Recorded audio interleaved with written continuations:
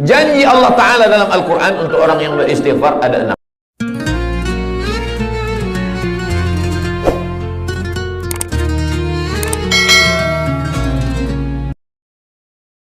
Assalamualaikum warahmatullahi wabarakatuh.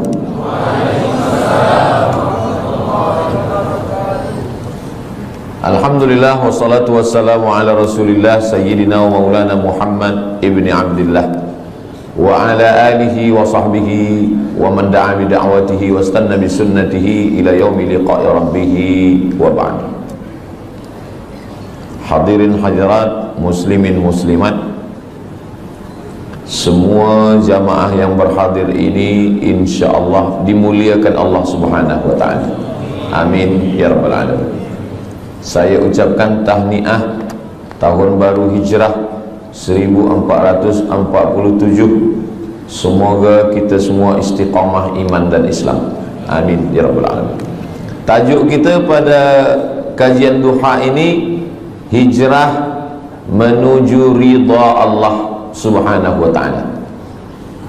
Yang pertama kita bahaskan dulu makna hijrah. Hijrah itu maknanya meninggalkan kota Makkah menuju kota Al-Madinah Al-Munawwarah, hijrah. Tapi kalau hari ini orang mengatakan marilah kita hijrah, kita nak pindah ke mana? Maka kata Nabi SAW, la hijrata ba'dal fath. Selepas Makkah itu diselamatkan, Fathu Makkah, dibebaskan daripada penyembahan berhala Lata, Uzza, Manat, Hubal, Jibti, Taghut, Naham, la hijrata ba'dal fath. Selepas Fathu Makkah tahun ke-8, maka tak ada lagi hijrah. Jadi kalau ada orang hari ini, marilah kita hijrah. Ya, pagi ini saya hijrah dari Kuala Besut ke Macang. Malam tadi tazkirah di Kuala Besut. Meninggalkan Kuala Besut, sekarang saya di Macang. Hijrah, meninggalkan. Lalu siapa sebenarnya yang hijrah itu? Kata Nabi SAW, al-muhajir, orang yang hijrah adalah man hajara ma nahallahu anhu, orang yang meninggalkan semua yang dilarang Allah Subhanahu wa ta'ala. Itulah orang yang hijrah. Jadi walaupun dia tiap-tiap tahun meninggalkan tahun 1446 tinggal, sekarang 1447, 1447 tahun hadapan kita akan tinggalkan 1448. Sebetulnya dia belum hijrah. Sebab apa? Belum meninggalkan yang dilarang Allah Subhanahu wa ta'ala. Apa lagi yang dilarang Allah? Kita sudah meninggalkan khamar, kita tak ada minum khamar. Kita meninggalkan, maaf, zina, kita tak ada berzina. Kita meninggalkan judi, kita tak ada berjudi. Hasanatul abrar, sayyiatul muqarrabin. Menurut orang biasa-biasa sahaja itu baik, tapi menurut orang yang amat sangat dekat dengan Allah, itu perbuatan yang tak baik. Menurut orang yang biasa baik, tapi menurut orang yang sudah amat dekat dengan Allah, itu sesuatu yang tak baik. Apa maksudnya? Banyak perbuatan yang kita sangka tak dosa, tapi sebenarnya dia adalah dosa. Ambil contoh, inni la astaghfiru ila rabbi wa atubu ilaih. Kata Nabi SAW, saya beristighfar, minta ampun kepada Allah mi'ata marrah, 100 kali sehari semalam. Padahal Nabi maksum, Nabi tak ada dosa, Nabi suci, Nabi bersih. Kenapa Nabi beristighfar? Hadis ini muskil, problem. Maka dibahaskan oleh para ulama, kenapa Nabi beristighfar 100 kali sehari semalam, padahal dia tak ada dosa, tak ada silap, tak ada salah. Rupanya dosa Nabi bukan minum khamar, na'udzubillah, bukan syirik, na'udzubillah. Dia merasa kalau dia lupa sesaat sahaja, dia sudah anggap itu sebagai dosa kepada Allah Subhanahu wa ta'ala. Jadi makna hijrah adalah meninggalkan sesuatu walaupun nampaknya kecil, tapi dia membuat kita jauh daripada Allah Subhanahu wa ta'ala. Saya sudah hijrah Ustaz Abdul Samad, saya tak ada buat dosa lagi. Ketika kita mengatakan kita tak berdosa, sebenarnya kita sedang berdosa. Dosa kita apa? Dosa merasa diri kita suci. Orang yang pernah berbuat dosa, selepas itu dia bertaubat, lebih baik daripada orang yang merasa beramal lalu melihat orang lain adalah penghuni neraka.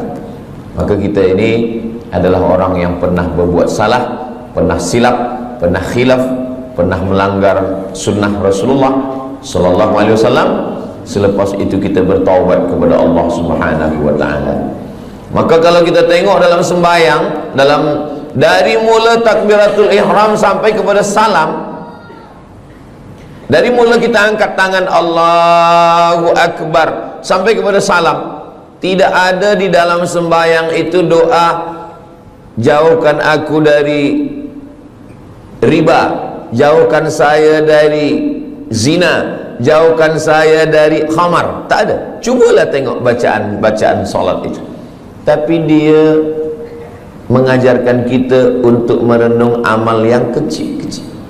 Manakala kita angkat tangan Allahu Akbar, apa maknanya?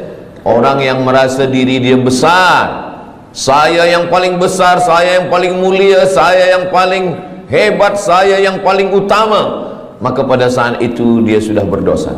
Maka dia katakan, yang besar hanya engkau saja ya Allah. Allahu Akbar kabira. Selepas itu, walhamdulillahi katsira. Puji. Banyak manusia ni gila sebab puji. Dipuja, dipuji, disanjung tinggi. Maka saat itu kita katakan, yang memiliki segala pujian hanya Allah. Walhamdulillahi katsira. Apa dosa kita lagi? Dosa yang ketiga, merasa diri suci. Orang kalau sudah merasa diri suci, maka yang lain dia tengok kotor. Kalau dia tak berdosa, yang lain penghuni neraka, maka saat itu kita katakan wa subhanallahi bukratan wa asila. Tiga inilah yang mencelakakan manusia. Pertama, merasa besar. Kedua, merasa terpuji. Ketiga, merasa suci. Maka tiga ini dibersihkan dalam sembahyang. Allahu Akbar kabira, walhamdulillahi katsira, wa subhanallahi bukratan wa asila. Kira-kira kita yang hadir ramai di Masjid Jami' Sultan Yahya Petra Macang ini, beramai-ramai tuan imam, datuk-datuk, datin-datin, semua yang berhadir jemaah ini, siapakah di antara kita ini yang terkena penyakit yang tiga ni? Pertama, merasa besar.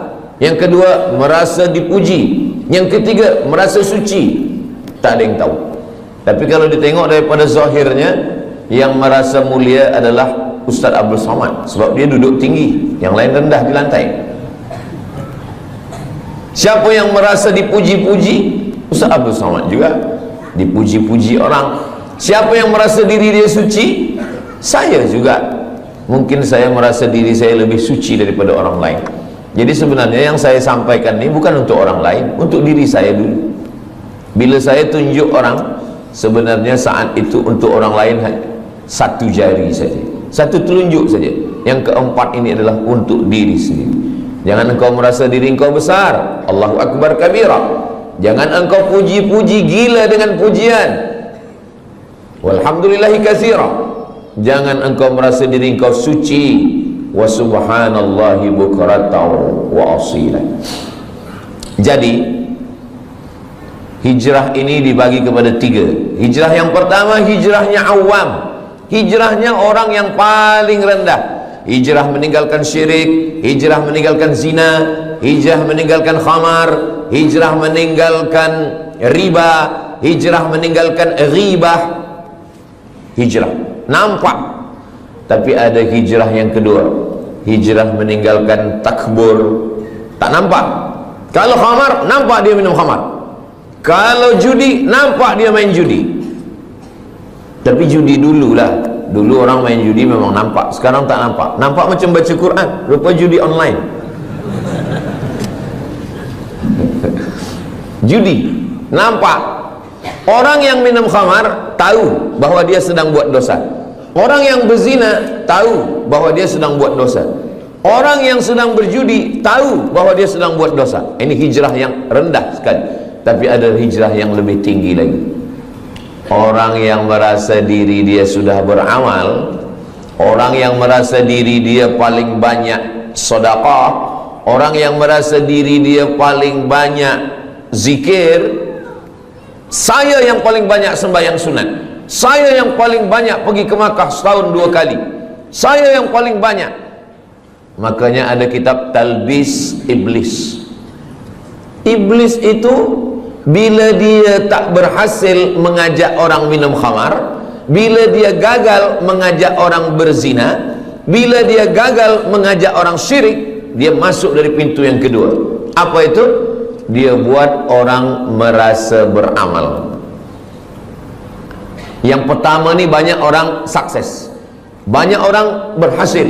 Dia tidak berjudi, dia tidak berzina, dia tidak minum khamar. Tapi manakala iblis masuk dari pintu level yang kedua, yang lebih tinggi, yaitu merasa diri lebih mulia, merasa diri sudah banyak amal, merasa diri penghuni surga, merasa yang lain adalah kotor.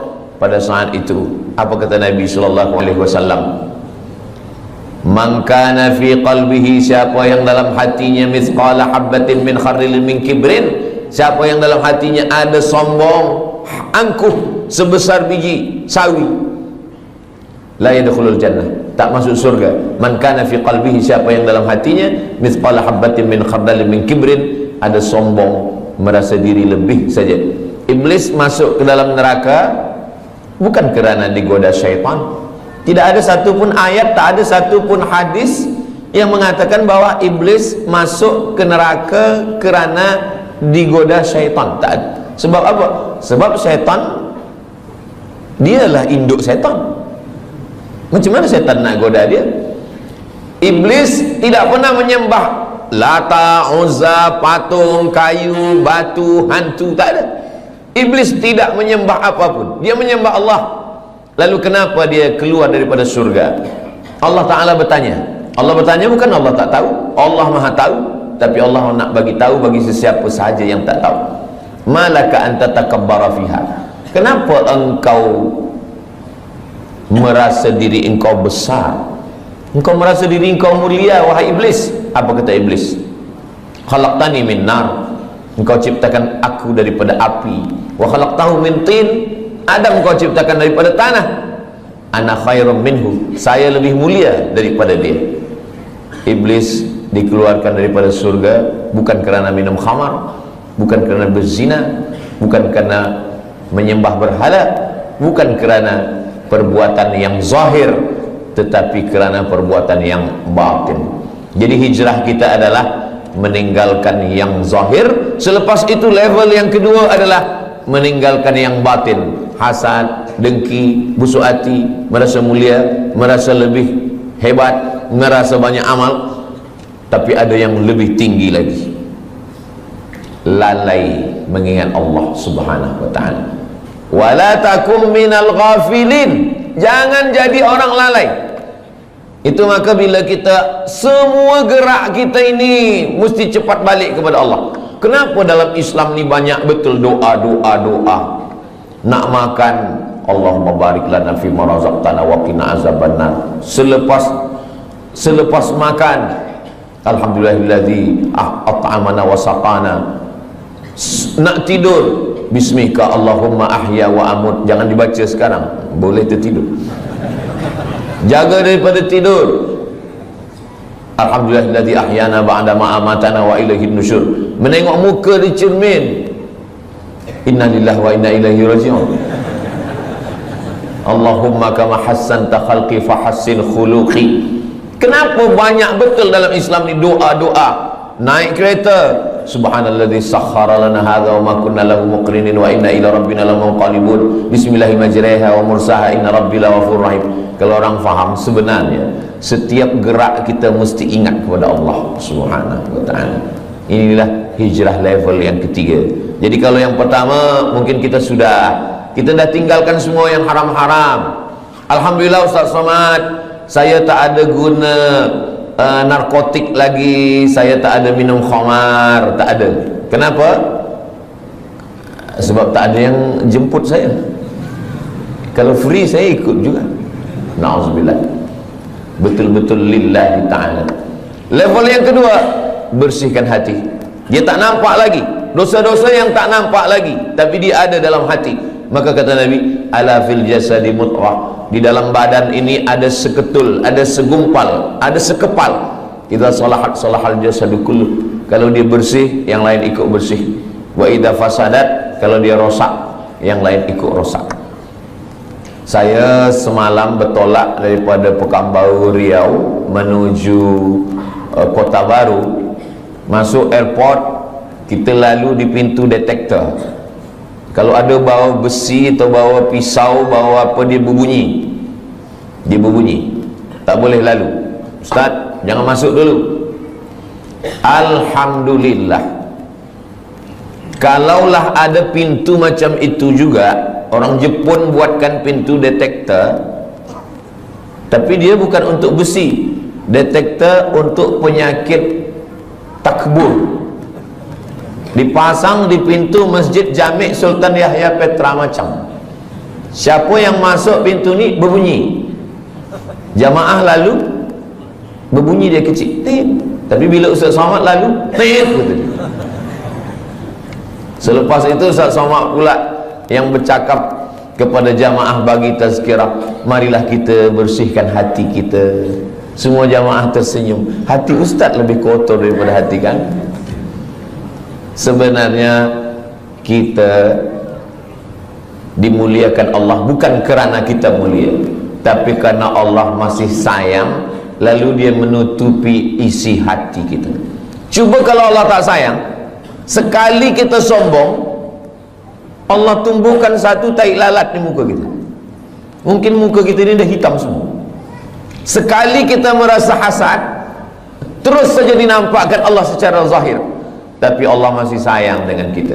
Allah masih tutup aib kita. Allah masih sayang dengan kita. Allah tak nampakkan itu di hadapan manusia. Maka amalan yang paling elok adalah amalan istighfar. Astaghfirullahalazim alladzi la ilaha illa huwal hayyul qayyum wa atubu ilaih. Amalan yang lain boleh membuat orang sombong. Saya khatam Quran 1 hari 2 juzuk, saya khatam Quran 1 bulan 10 kali, boleh buat orang sombong. Saya profesor, boleh buat orang sombong. Tapi amalan istighfar, makanya ada orang kadang istighfar saja amalannya, astagfirullah, astagfirullah. Tapi jangan sebab tazkirah ini dibalik-balik. Saya tak ingin kaji kita ni dibalik.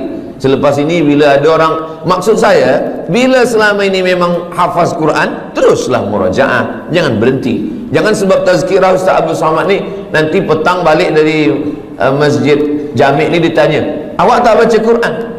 Nanti kalau baca Quran ni kita boleh sombong. Jadi kita istighfar sahaja. Bukan itu maksud saya. Kita tetap baca Quran, kita tetap hafaz Quran, kita tetap buat baik sedekah, tapi bersihkan hati kita dengan memperbanyak istighfar. Istighfar pun betul-betul dari lubuk hati yang paling dalam. Itulah makna hijrah. Astaghfirullahalazim alladzi la ilaha illa huwal hayyul qayyum wa atubu ilaih. Sebab setengah orang ada dia nak ingin supaya banyak. Sebab kata tok guru, engkau istighfar 100 kali sehari. Sebab dia nak banyak, maka istighfar ni dia cakap bunyi banyak-banyak hingga bunyinya pun tak nampak lagi. Bila kita dengar dekat entah apa-apa kan, macam makan bumbu kacang hijau panas. Kita tidak begitu. Kita sebab ingin banyak bukan berarti cepat, maka kita tetap pelan. Astaghfirullahalazim alladzi la ilaha illa huwal hayyul qayyum wa atubu ilaih. Apa janji Nabi sallallahu alaihi wasallam untuk orang yang banyak istighfar? Man lazimal istighfar, siapa yang membanyakkan istighfar, siapa yang melazimkan istighfar, ja'alallahu lahu min kulli dhiqin makhraja, segala kesempitannya Allah bagi makhraja, kelapangan. Wa min kulli hammin faraja, segala kesusahannya dibagi Allah kebahagiaan. Wa razaqahu min haitsu la yahtasib, diberi Allah rezeki dari jalan yang tidak disangka-sangka. Semoga kita termasuk orang yang beristighfar insyaallah. Itu janji Nabi. Janji Allah Ta'ala dalam Al-Quran untuk orang yang beristighfar ada 6. Surat Nuh ayat 10 hingga 11. Faqultu astaghfiru rabbakum, perbanyaklah beristighfar kepada Allah. Innahu kana ghaffara, diampunkan Allah dosa. Yursilis samaa'a 'alaikum midrara, diturunkan hujan. Wa yumdidukum bi amwalin, diberikan harta. Wa banin, anak. Wa yaj'al lakum jannatin, diberikan taman-taman surga. Wa yaj'al lakum anhara, diberikan sungai. Makna sungai adalah rezeki yang tak putus. Makna sungai adalah kelapangan hati. Makna sungai adalah anak yang soleh. Makna sungai adalah hati yang lapang. Begitulah Allah memberikan keutamaan istighfar. Maka setiap ingat dosa, setiap rasa kita lebih suci, setiap merasa kita lebih mulia, setiap merasa ada hasad dengki, setiap merasa, maka kita katakan astaghfirullahaladzim alladzi la ilaha illa huwal hayyul qayyum wa atubu ilaih. Kalau kita tengok nabi-nabi itu, nabi-nabi itu dia tak ada minta. Di dalam 3 kegelapan, gelap malam, gelap laut, gelap perut ikan. Dalam gelap malam 1 gelap, dalam gelap laut 2 gelap, gelap perut ikan 3 gelap. Dan dia tak ada minta, keluarkan aku dari gelap ini, terangkanlah ya Allah. Tak ada. Apa doa? Apa minta dia? La ilaha illa anta subhanaka inni kuntu minaz zalimin. Anak kita pun hafaz. Cuma kadang kita lupa. Bila lampu padam, kita pun terkejut. Padahal kita hafaz. La ilaha illa anta subhanaka inni kuntu minaz zalimin. Banyak orang menghafaz doa. Banyak orang menghafaz doa, tapi setakat menghafaz. Bila kita hanya menghafaz doa dan kita lupa bila peristiwa itu terjadi, maka kita lebih kurang macam burung yang boleh bercakap. Burung bila diajar dia bercakap, good morning, good morning, good morning. Pukul 5 petang pun bila kita datang, good morning juga dia kata. Sebab apa? Sebab dia menghafaz saja. Banyak orang menghafaz doa, tapi dia tidak berdoa. Banyak orang menghafaz zikir, tapi sebenarnya dia tidak berzikir. Maka makna zikir itu adalah mulut menyebut, hati mengingat, fikiran dengan penuh kesedaran. Mulut menyebut subhanallah, alhamdulillah, la ilaha illallah, wallahu akbar, afdalu dzikri fa'lam annahu la ilaha illallah. Lalu kemudian hati mengingat. Kalau mulut menyebut berbunyi, bersuara, lidah bergerak, tapi ketika hati tak ada bunyi, tak ada suara. Makanya kalau ada seseorang diam saja, itu dia sedang mengingat. Bila kita tanya, awak ingat siapa? Bini saya. Alhamdulillah, asal jangan bini orang, na'udzubillah.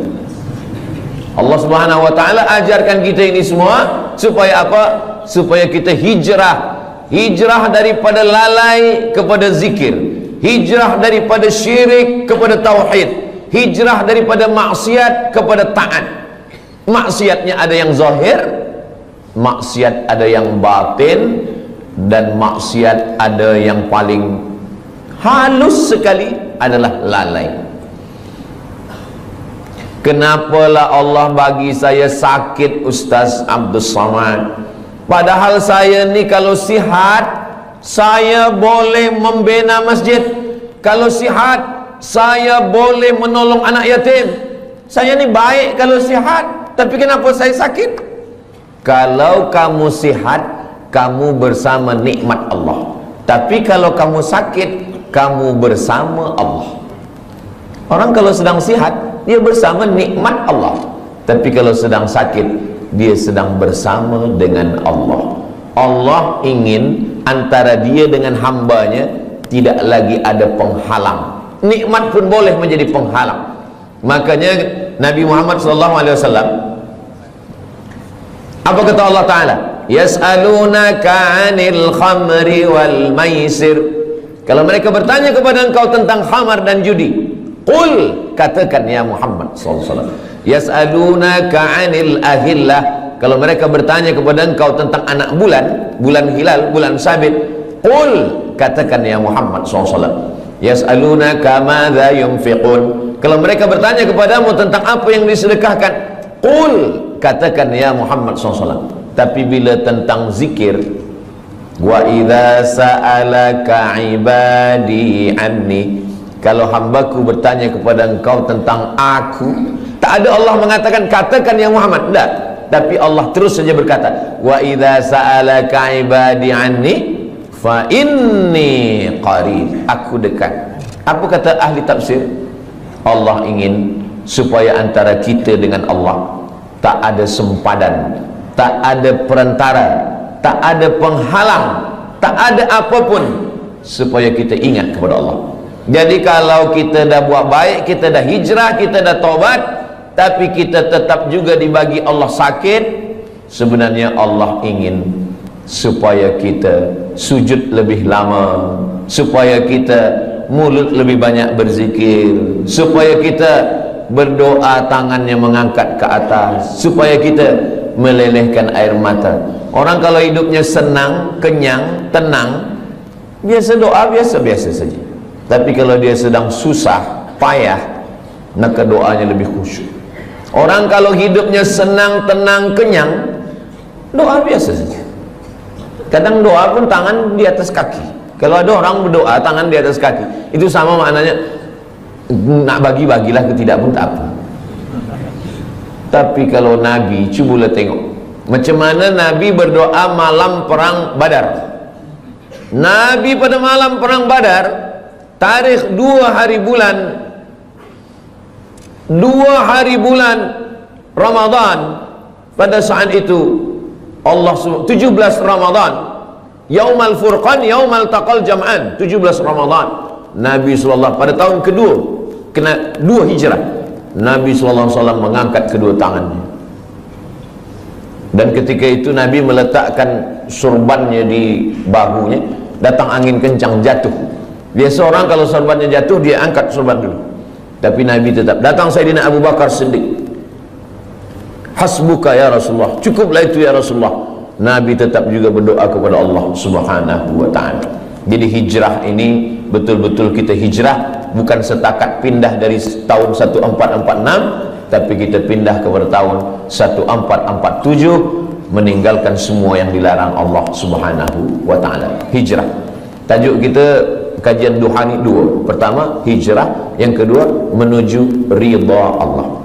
Hijrah daripada maksiat kepada taat, hijrah daripada lalai kepada zikir, hijrah daripada bakhil menuju kepada sedekah. Alhamdulillah Ustaz Somad, dulu suami saya ini orangnya bakhil, tapi selepas 1447 ini, selepas dia mengaji duha dengan Ustaz Abu Somad, sekarang dia sudah baik. Dulu semasa dia bakhil, kalau ada orang membina masjid, buat tahfiz Quran, dia bagi RM1 saja. Sekarang RM1 1 sen. Merubahlah agak banyak sikit. Nabi SAW mengatakan, yatsba'ul mayyita salasun, yang mengiringi mayat jenazah orang mati tak banyak. Walaupun Ustaz Abdul Samad mati, ramai jamaah datang, tapi sebenarnya 3 saja. Yang pertama, mal, harta, kereta, motosikal, semua ikut mengiring, tapi sampai ke tempat parking saja. Yang kedua, ahluhu, isteri, anak, menantu, kawan, sahabat, jiran, semua ikut mengiring, tapi hanya sampai ke tepi liang lahat saja. Yarji'usnani, yang 2 ni balik ke rumah. Wa yabqa wahidun, yang kekal, yang tinggal hanya 1. Wa amaluhu amal. Dan di antara amal yang banyak ini, ada haji, ada umrah, ada zikir, ada hafaz Quran, ada baca Quran. Di antara 3 amal-amal yang banyak pun, di antara amal itu, orang-orang mati itu kalau ditanya dia, wahai mayat-mayat, wahai jenazah-jenazah, wahai orang mati, maukah kamu hidup lagi? Dalam Al-Quran Allah Ta'ala bercerita khas untuk itu. Orang mati itu menjawab, laula akhartani ila ajalin qarib, ya Allah, kalau engkau bagi kami hidup lagi, bagilah kami hidup lagi ya Allah, qarib, kejap, sikit saja, 1 minit, 1 second pun boleh engkau bagi hidup kami. Kata Allah Ta'ala, kalau aku bagi kamu hidup, kamu nak buat apa? Mereka tak ada cakap kami nak buat haji, tak ada. Kami nak buat umrah, tak ada. Kami nak buat sembahyang, tak ada. Lalu Allah tanya, kamu nak buat apa kalau aku bagi hidup? Fa'as-saddaqa, kami ingin bersedekah. Kami ingin bersedekah. Maka hijrah maknanya dari bakhil kepada sedekah. Mari kita lancarkan kutipan derma. Sebenarnya saya nak masukkan ini bagi tujuan sumbangan pembangunan Ma'had Tahfiz Al-Quran dan tabung pengimarahan Masjid Sultan Yahya Petra Macang.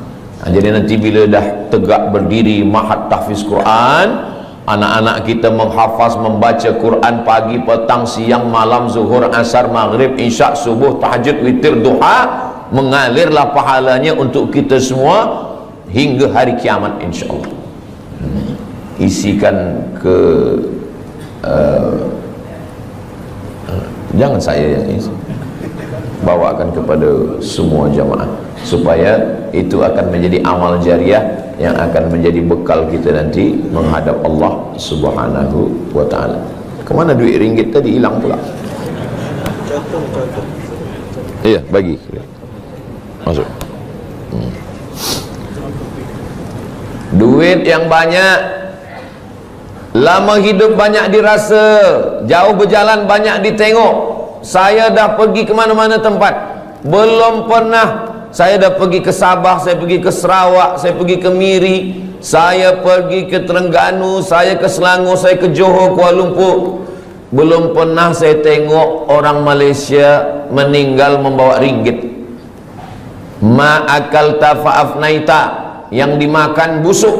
Wa ma labista fa'ablaita, yang dipakai lapuk. Wa ma tasaddaqta fa'amdaita, yang disedekahkan untuk Ma'had Tahfiz Quran Masjid Jami' Sultan Yahya Petra Macang, inilah yang akan kekal abadi hingga hari kiamat nanti insyaAllah. Amin ya rabbal alamin. Rumah besar yang kita tinggalkan, bila kita mati, habis, diambil semua oleh ahli waris, anak kita, cucu kita, semua bertukar, sijil-sijil semua hilang. Kita pun akan menjadi sesuatu yang terlupakan, orang tak ingat lagi dengan kita. Tapi Ma'had Tahfiz ini insya-Allah semua budak-budak akan belajar membaca Quran, berzikir, belajar sembahyang. Nanti dia pula akan mengajar anak dia, isteri dia, murid-murid dia. Itulah yang boleh menolong kita di hadapan Allah. Niatkan sedekah ini untuk almarhumah mak saya, almarhum ayah saya. Jadi boleh dapat dua-dua. Kita dapat, orang-orang tua kita pun dapat. Datang sahabat Nabi namanya Sa'ad, berjumpa kepada Nabi Muhammad SAW. Ya Rasulullah, ummi matat, mak saya sudah meninggal dunia. Afa atasaddaqu anha, kalau saya bersedekah, sampaikah sedekah ini kepada almarhumah mak saya? Kata Nabi SAW, tasaddaq, bersedekahlah. Itu dalil bahawa sedekah ini sampai. Ayu sedekatu afdal, apa sedekah yang paling afdal? Kata Nabi, suqiya al-ma', memberi air minum. Kalau air minum saja sampai, apalagi kelas tahfiz. Kalau air minum saja sampai, apalagi gedung binaan yang tinggi, 2 aras, 3 aras, 4, budak-budak boleh belajar sembahyang. Maka insya-Allah itu menjadi cahaya sesuai dengan doa kita, Allahumma ja'al quburahum rawdatan min riyadil jinan, jadikan kuburnya salah satu daripada taman-taman surga insyaAllah. Amin ya rabbal alamin. Kalau saya bacakan Al-Fatihah untuk almarhumah mak saya, ayah saya, maka automatically sampai. Tapi kalau saya nak bacakan Al-Fatihah untuk orang lain, saya mesti sebutkan ila ruhi fulan bin fulan, fulanah binti fulan. Itu maka bila malam tahlil kita baca ila arwahi fulan bin fulan wa fulanah binti fulan. Sebab apa? Sebab orang lain, sebab sebenarnya tak ada hubungan nasab. Tapi sedekah, siapa dulu yang berwakaf tanah masjid ni, siapa yang membina masjid ni, saya tidak perlu menyebutkan untuk fulan bin fulan. Kenapa? Itulah beza sedekah dengan bacaan Al-Quran. Begitu juga dengan amal-amal yang sedekah ini, semua orang yang bersedekah, membina masjid, tahfiz Quran, tanpa dia sebutkan namanya, maka kita semua yang ada di masjid ini, dari mulai tahiyatul masjid, solat duha, subuh tadi, zuhur, asar, maghrib, isya, sampai hari kiamat, mengalirlah pahala dia. Sebenarnya kalau kita pikir-pikir, kita ini lebih lama di atas tanah atau di dalam tanah? Imam Syafi'i lahirnya di Gaza sekarang, Gaza. Mudah-mudahan Allah menolong saudara kita di Gaza. Imam Syafi'i lahir di Gaza tahun 150. Meninggalnya di Mesir, di Kahirah tahun 204. Lahir 150, meninggal 204. Jadi kalau begitu Imam Syafi'i di atas tanah ini berapa lama? 54 tahun sahaja. 54 tahun. Tak sampai umur Nabi 63 tahun. Imam Syafi'i lebih lama dia di atas tanah, hanya 54 tahun. Imam Syafi'i meninggal tahun 204. Hari ini sudah 1447. Maknanya Imam Syafi'i di dalam tanah, di alam barzah, sudah lebih 1200 tahun. Tapi Imam Syafi'i amal dia tak putus. Malaysia, Patani, Brunei Darussalam, Moro Filipina, Indonesia, Yaman, Mesir, Iraq, Jordan, semua bermazhab Syafi'i. Jadi kalau kita tengok jam, itu setiap detik, itu setiap second, itu orang menyebut Syafi'i, Syafi'i, Syafi'i, Syafi'i, Syafi'i, Syafi'i. Dari mana kita tahu sembahyang? Dari perukunan Melayu. Perukunan Melayu itu diambil daripada mana? Dari kitab Sabilal Muhtadin, Syekh Muhammad Arsyad Al-Banjari. Sabilal Muhtadin diambil daripada mana? Dari kitab-kitab fiqh mazhab Syafi'i. Kitab fiqh mazhab Syafi'i yang paling kecil, Matan Taqrib. Yang agak besar, Fathul Qarib. Yang lebih besar, I'anatul Talibin. Yang lebih besar, Kanzur Raghibin Mahalli. Yang lebih besar lagi, Al-Majmu' Syarah Muhazzab, Imam Nawawi. Imam Nawawi itu siapa?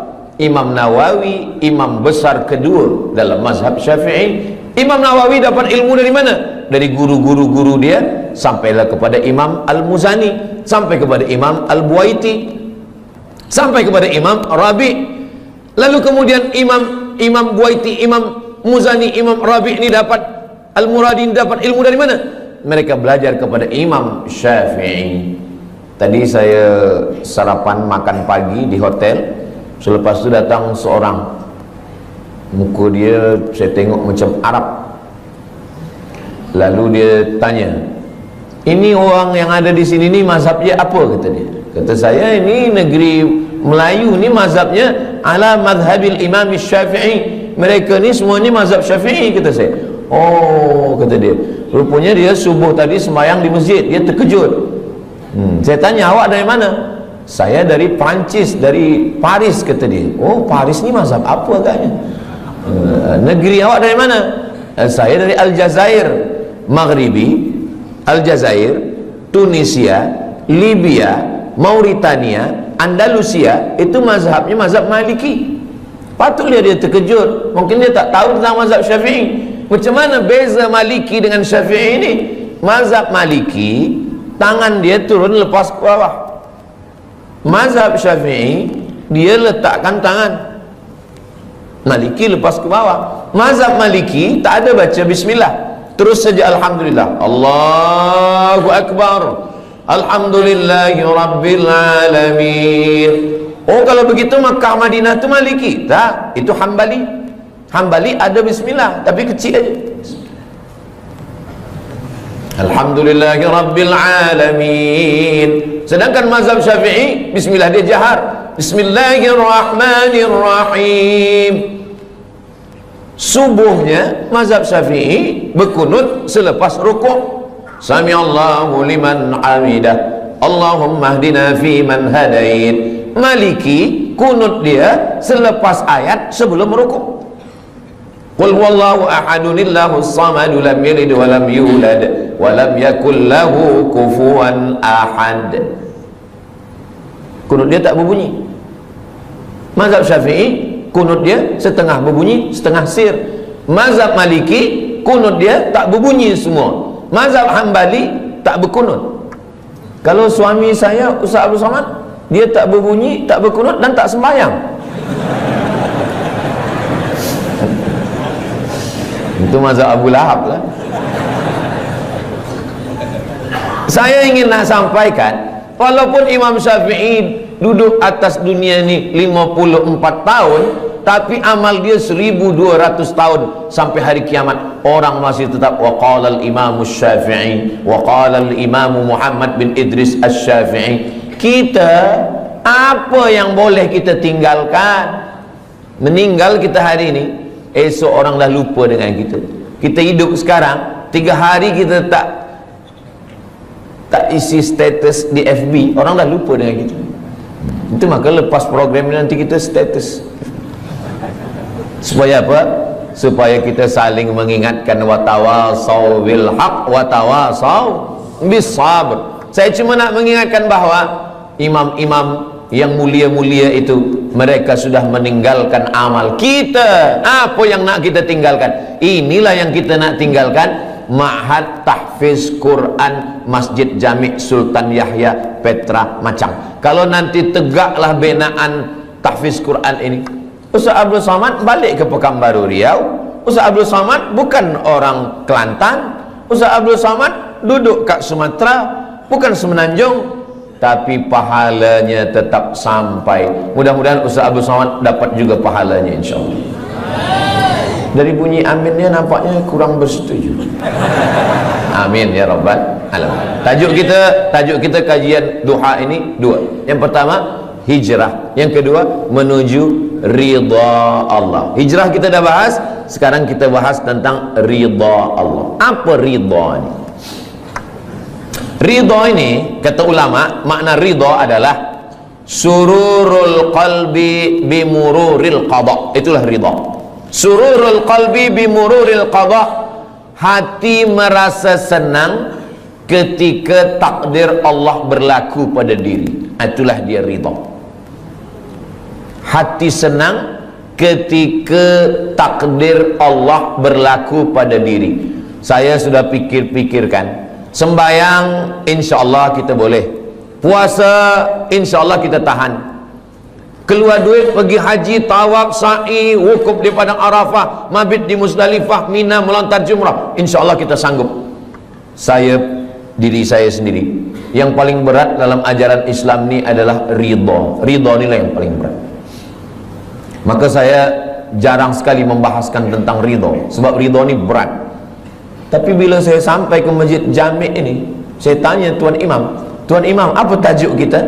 Hijrah menuju ridha Allah. Ini mesti saya sampaikan, tak boleh tak disampaikan.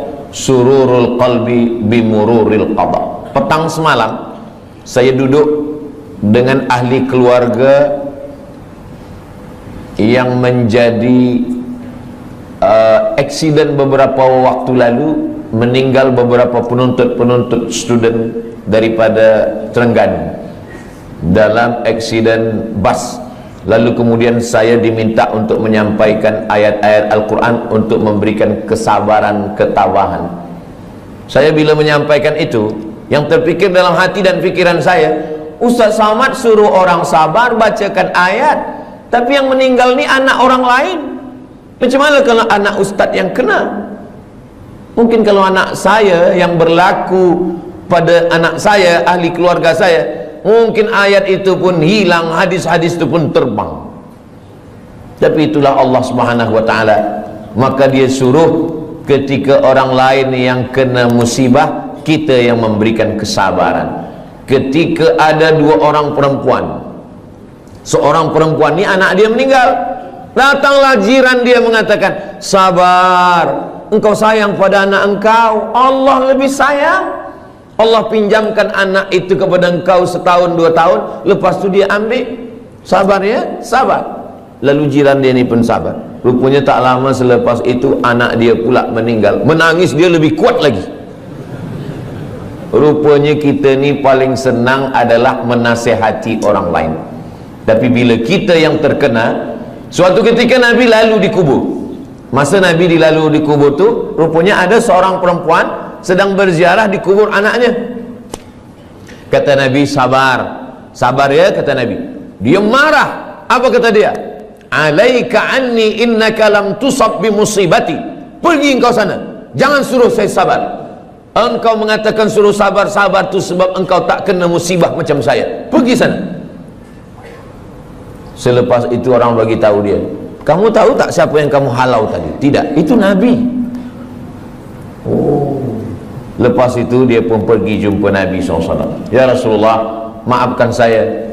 Saya tadi memang tersilap, terlupa, saking susahnya hati saya, saking kan sedihnya hati saya, anak saya meninggal, maka saya halau engkau ya Rasulullah.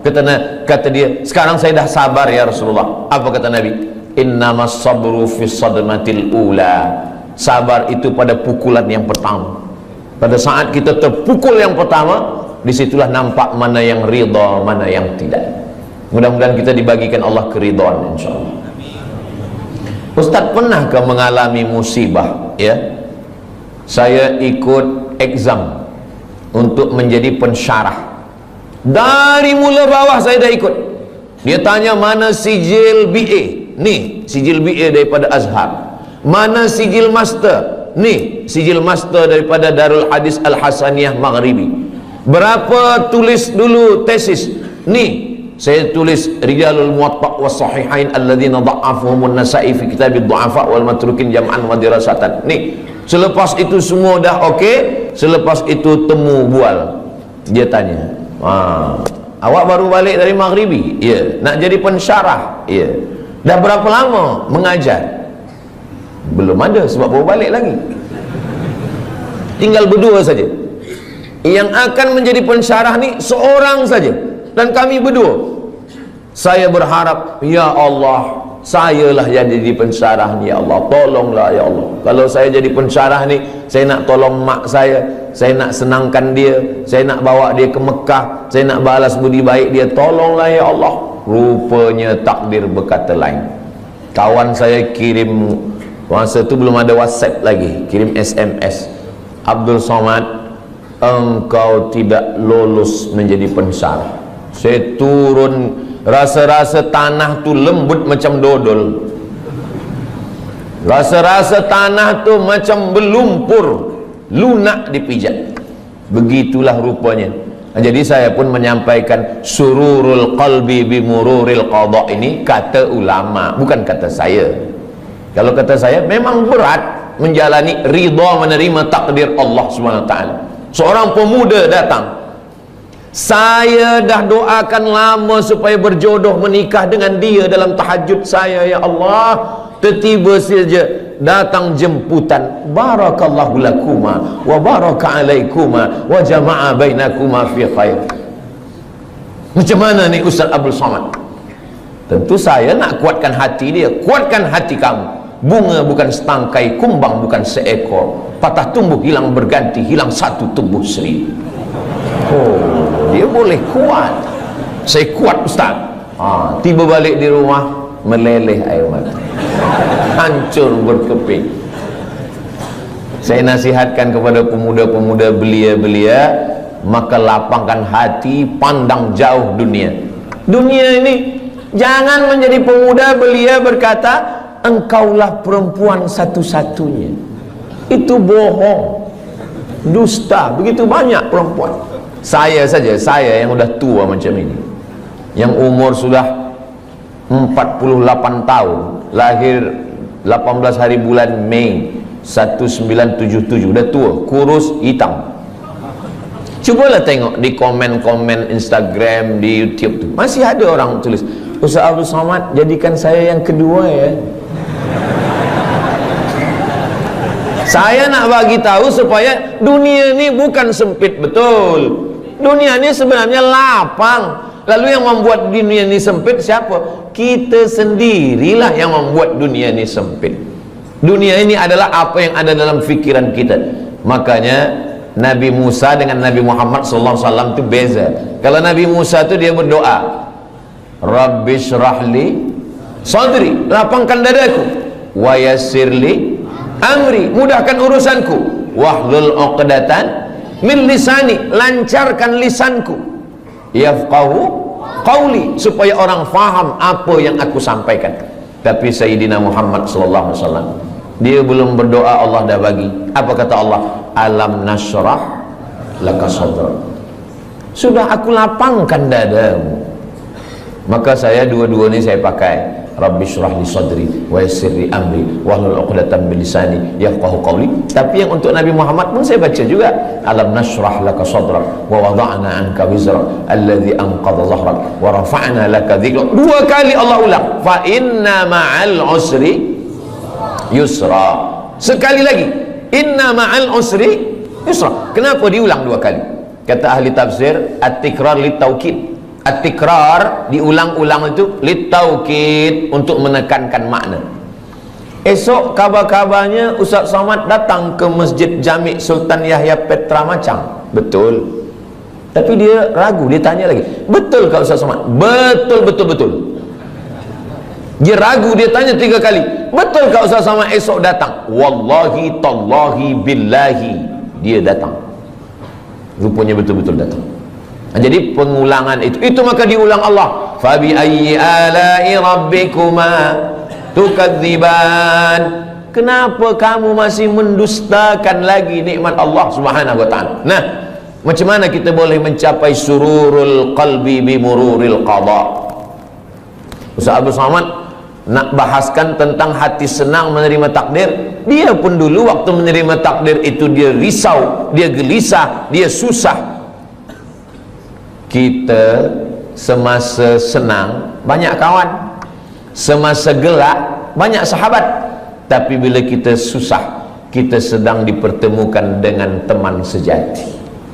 Orang yang senang ketawa banyak kawan, tapi kalau kita sedang susah, disitulah kita punya sahabat yang baik.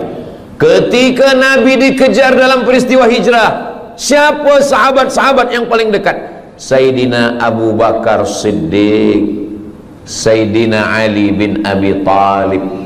Maka kalau kita ingin ridha kepada takdir Allah, jangan bersendirian. Man syadda syadda finnar, siapa yang sendiri-sendiri masuk neraka. Alaikum bil jamaah, maka hendaklah kita berjamaah. Masalul mukminin kamasalil asjar.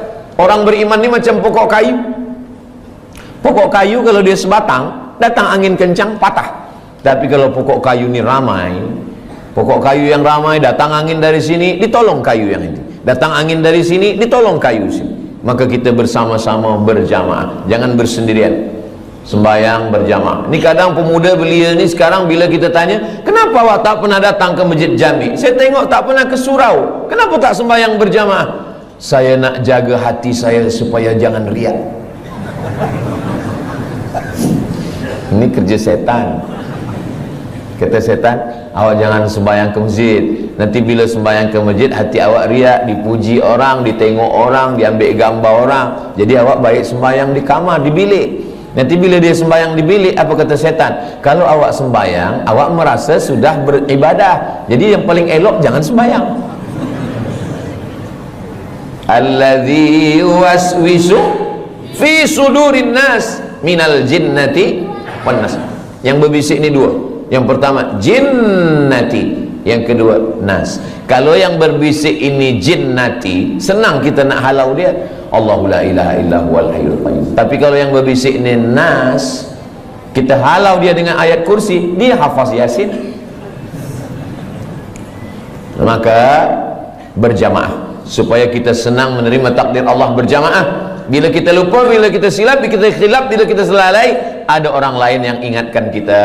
Yang kedua, wasta'inu bis sabri. Sabri maknanya menahan, sabri maknanya imsak, sabri maknanya saum.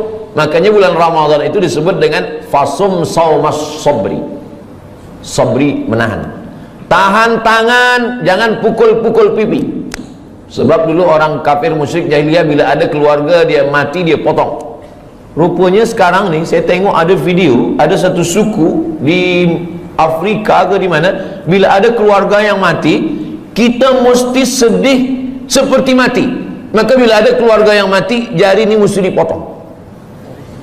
Iya kalau yang mati satu, kalau 10. Dalam Islam kita diajarkan untuk menahan. Tahan pipi, jangan dipukul. Tahan tangan, jangan menarik. Sebab dulu bila ada orang meninggal, menarik-narik rambut, mencakar-cakar muka. Syukur kalau yang ditarik rambut dia. Kalau rambut orang lain, wasyaqal juyub, mengkoyak-koyak baju, jangan sampai. Maka kita tahan tangan. Lisan, mulut, kenapa ayah saya, kenapa mak saya, kenapa istri saya, kenapa suami saya, tahan mulut. Maka mulut istirja, inna lillahi wa inna ilaihi raji'un. Hati berzikir, la ilaha illallah, subhanallah, walhamdulillah, wa la ilaha illallah, wallahu akbar.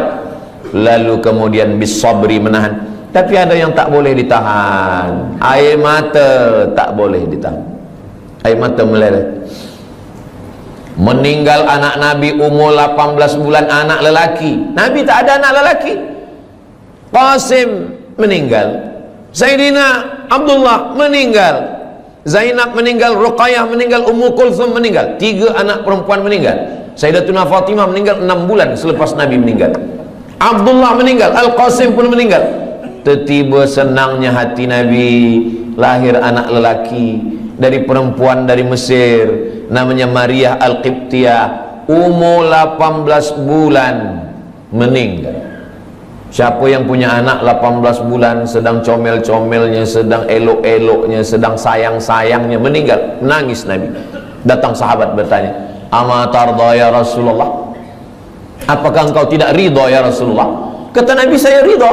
Kalau engkau ridha, kenapa menangis? Kata Nabi, ini air mata kasih sayang. Itu maka menangis boleh. Ada perempuan menangis, lalu kemudian Abu Bakar marah, jangan menangis, kata Abu Bakar. Kata Nabi SAW, kata Umar, jangan menangis, kata Umar. Kata Nabi SAW, da'hunna ya Umar, biarkan mereka. Yang tak boleh itu meratap, yang tak boleh itu meraung. Adapun melelehkan air mata, maka itu adalah air mata kasih sayang. Bahkan Nabi ketika menguburkan sahabat namanya Utsman bin Maz'un, Nabi turun ke liang lahatnya, Nabi pegang jenazahnya, dan air mata Nabi meleleh hingga sampai kepada janggut Nabi. Kalau air mata sampai kepada janggut, itu bukan setetes 2 tetes, tapi banyak. Itu menunjukkan air mata kasih sayang Nabi Muhammad sallallahu alaihi wasallam. Bila nanti jamaah yang ada di Macang mendapatkan berita Ustaz Abdul Somad meninggal, jangan datang ke Riau, jangan datang ke Pekanbaru, jangan datang melawat menengok jenazah saya. Kenapa macam tu Ustaz? Sebab tangan saya tak boleh menghapus air mata. Tapi kalau nampak-nampaknya saya ni lebih kurus, saya ni lebih tua, mungkin kalau masalah mati ni nampaknya saya lebih dulu. Janganlah macam tu Ustaz, kami ingin Ustaz sihat, lebih lama tazkirah. Maksudnya saya lebih dulu mengiring jenazah awak. Mati mana ada kita tahu. Orang mati itu bukan kerana dia berperang, orang mati bukan kerana dia naik kereta. Orang kalau dah sampai ajalnya, duduk di rumah, makan, batuk pun mati. Itulah punca daripada tauhid. Tapi kalau manusia berpikir, kalaulah dulu dia tak pergi, kalaulah dulu dia begini, kalaulah dulu dia tak minum, kalaulah dulu dia tak banyak makan, kalaulah dulu, kalau, itulah yang merosakkan fikiran manusia. Satu kalau akan disusul oleh, kalaulah dulu dia tak banyak minum gula, kalaulah dulu dia tak makan kambing, kalaulah dulu dia tak makan roti, kalaulah dulu dia tidak. Padahal yang tak makan pun mati juga. Maka sebenarnya kulu, makanlah, wasrabu, minumlah, wala tusrifu, jangan mubazir, jangan melampau, jangan berlebih-lebihan. La ta'tadu, jangan melampau. Innallaha la yuhibbul mu'tadin, Allah tak suka pada orang yang melampau. Lalu kemudian bagaimana cara supaya kita ni boleh ridha? Nanti sampai masanya kita semua akan disila masuk ke dalam syurga Allah. Apa kata malaikat? Apa kata Allah? Wasiqal ladzina taqaw rabbahum ilal jannati zumara. Mereka semuanya akan dibawa masuk ke dalam surga. Begitu mereka sampai di surga, apa kata malaikat?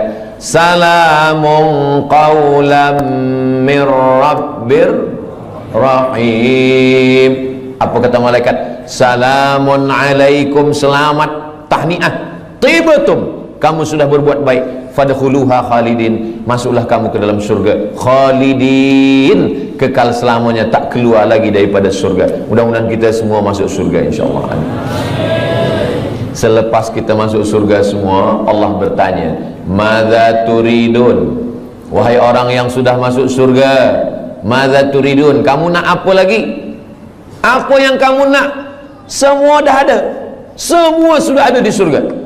Tapi kemudian mereka berkata, kami nak satu ya Allah, yang belum ada satu. Semua dah ada, makanan semua dah ada, tapi ada satu yang kami belum dapat. Apa dia? Ridhamu. Kata Allah, yang dapat ridhaku hanya orang yang ridha menerima takdir. Itulah kenapa kita selalu berdoa masa kita tawaf, subhanallah walhamdulillah wa la ilaha illallah wallahu akbar. Begitu kita sampai pada rukun Yamani menuju kepada Hajar Aswad, doa kita berubah, Rabbana atina fid dunya hasanah wa fil akhirati hasanah wa qina adzabannar. Selepas itu kita tambah, Allahumma inna nas'aluka ridhaka wal jannah. Jangan minta surga. Kenapa? Sebab semua umat Nabi Muhammad SAW masuk surga, tapi mintalah ridha. Masuk surga belum tentu dapat ridha, tapi kalau dapat ridha pasti dapat surga. Wala saufa yu'tika rabbuka fatarda. Mudah-mudahan yang menyampaikan, yang mendengar semuanya mendapatkan ridha dan mendapatkan surga Allah Subhanahu wa taala. Itulah tajuk yang saya sampaikan pagi ini. Kajian duha kita adalah hijrah menuju ridha Allah Subhanahu wa taala. Tadi saya sampaikan pukul 9, sekarang sudah pukul 10, 60 minit. Itu biasa tazkirah Ustaz Abdul Somad, tak lebih tak kurang. Mudah-mudahan apa yang saya sampaikan ini menjadi amal jariah buat kita semua. Kita sampaikan kepada kawan sahabat jamaah semua, dan kita semuanya hijrah, dan kita semuanya mendapatkan ridha Allah Subhanahu wa taala. Amin ya rabbal alamin. Banyak cakap saya, kata-kata yang tak berkenan di hati, menyinggung perasaan. Saya Al-Faqir Abdul Somad, hamba Allah yang dhaif. Mohon maaf atas segala silap, khilaf dan salah. Terima kasih segala perhatian. Saya tutup dengan pantun penutup, menangkap puyuh di Bukit Selasih. Thank you dan terima kasih. Wassalamualaikum warahmatullahi wabarakatuh.